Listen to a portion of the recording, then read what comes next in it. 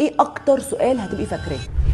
اربط المعلومات اللي انت بتذاكرها، وده مهم قوي قوي قوي، بقصة، بألوان، بحركات، تعدد المصادر لتدخيل المعلومة للعقل هو اللي بيعلي التركيز جدا.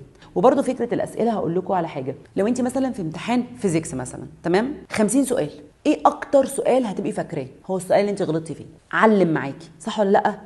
هو ده اللي انا اقصده. فالغلطاتك في الاسئله هي اللي بتعلمك. عشان كده دايما اقول لك اسالي نفسك طول اليوم، عيشي بالاسئله. يعني لو عشتي طول اليوم بالاسئله انت خدتي كنز رهيب. بعد كده، وده مهم جدا جدا جدا، فكره الالوان. فكره كنت دايما اقول لهم خلوا برفيوم معين لكل ماده، لو وصلت خالص خلي برفيوم معين في كل المواد، ده مخصص للمذاكره، وانت رايحه الامتحان حطيه، اتفرجي على اللي هيحصل. الاوميجا 3 مهم جدا جدا جدا في تعليه التركيز والذاكره.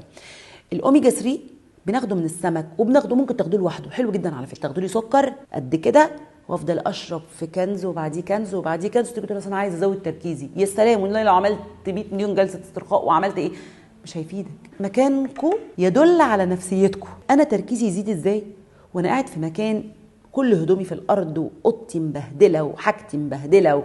مهم جدا الخطوه دي عشان تزود تركيزك. المذاكره بالعين تضييع للوقت. ورقه وقلم، ورقه والقلم، ورقه والقلم، واكتب اكتب اكتب، وخلي عندك نوت معينه تكتب فيها الحاجات اللي انت دايما بتتلخبط فيها. بس الكتابه هي كنز كبير جدا للتركيز والذاكره.